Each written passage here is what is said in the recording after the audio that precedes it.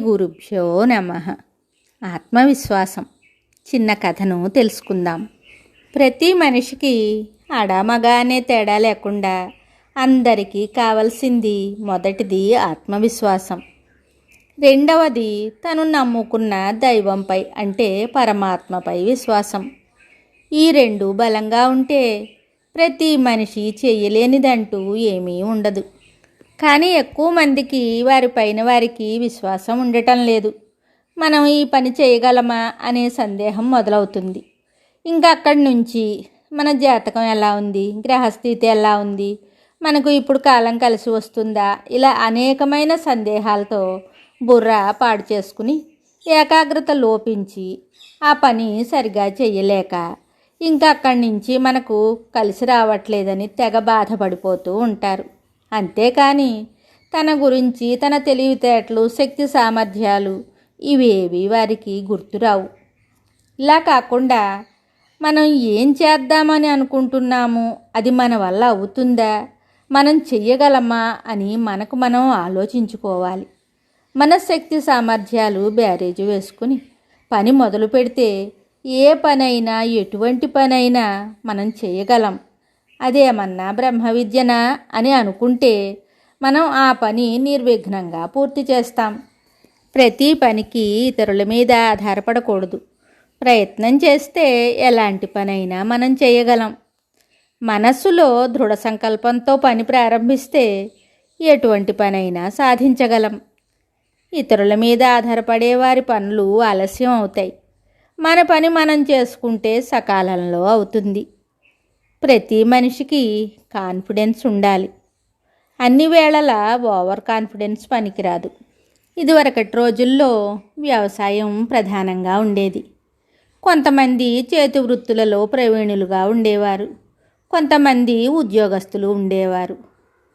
అప్పుడు ఆ రోజుల్లో ఎవరికి వచ్చిన పనులు వారు చేసుకునేవారు. ఆడవారు ఎక్కువగా గృహిణులుగా ఉండేవారు. అందువల్ల అందరికీ పనులు దొరికేవి, అందరూ సంతోషంగా బ్రతికేవారు, పెద్దలను అతిథులను ఆదరించేవారు. ఇప్పటికన్నా ఆ రోజుల్లోనే ఎక్కువగా కష్టపడేవారు, కానీ అందరూ కలిసి హాయిగా బ్రతికేవారు. ఇప్పుడు అందరూ ఉద్యోగస్తులే, ఎవరికి సుఖం లేదు, సంతోషం లేదు. ఆ రోజుల్లో ఎవరి పనులు వారు చూసుకున్నా గృహిణిగా ఆమె ఇంటి పనులన్నీ చక్కబెట్టి ఇంటికి ఎవరైనా వచ్చినా ఆదరించి పెద్దవారిని అంటే అత్తమామలను వారి దగ్గరే ఉంచుకుని వారిని ఆదరించేవారు. ప్రస్తుతం పెద్దవారు ఎక్కువ మంది ఆశ్రమవాసులు అవుతున్నారు. ఇంటికి ఎవరైనా వచ్చినా భార్యాభర్త ఉద్యోగాలు, ఇంటి దగ్గర ఎవరుంటారు, అందుచేత ఎవరూ రారు. పిల్లలు ఉంటే డే కేర్ సెంటర్లు. ఇది ప్రస్తుత పరిస్థితి. ఆలోచించి చూడండి, ఇదివరకటి జీవితానికి ప్రస్తుత జీవితానికి ఎంత తేడా ఉందో. ఎవరికి మనశ్శాంతి లేదు. ఎందుకు వచ్చిన జీవితం? మన పిల్లల్ని మనం పెంచుకోలేం. మనం పెద్ద అయ్యాక మనల్ని మన పిల్లలు చూసుకోలేరు. ఇది నేటి పరిస్థితి. ఎవరికి వారు నమ్మకాన్ని, విశ్వాసాన్ని కోల్పోతున్నారు. ఒకరంటే ఒకరికి నమ్మకం లేదు, విశ్వాసం లేదు. తల్లికి బిడ్డకి కూడా ఒకరిపై ఒకరికి నమ్మకం, విశ్వాసం లేదు. ఇంకా మిగతా వారి గురించి చెప్పేదేముంది? ఎవరిని పలకరించినా ఏమున్నది గర్వకారణం? ఆత్మవిశ్వాసం కోల్పోయి జీవిస్తున్నారు చాలామంది. ఇది ఒక జీవితమేనా? మనిషిని మనిషి నమ్మే రోజులు పోయాయి. డబ్బుని నమ్ముతున్నారు. డబ్బుకు ఉన్న విలువ మనిషికి లేదు. మనిషి సంపాదించిన డబ్బు ఆ మనిషిపైనే పెత్తనం చేస్తోంది. అందరూ డబ్బుకే విలువ ఇస్తున్నారు. ఆ డబ్బు మనిషిని తేగలదా? మనిషి డబ్బుని తేగలడు. కానీ ఇప్పుడు మనిషి మనుషుల మధ్య బ్రతకడం లేదు.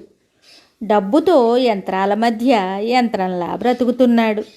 ఆత్మవిశ్వాసాన్ని కోల్పోయి జీవశ్చవంలా బ్రతుకు వెళ్ళదీస్తున్నాడు.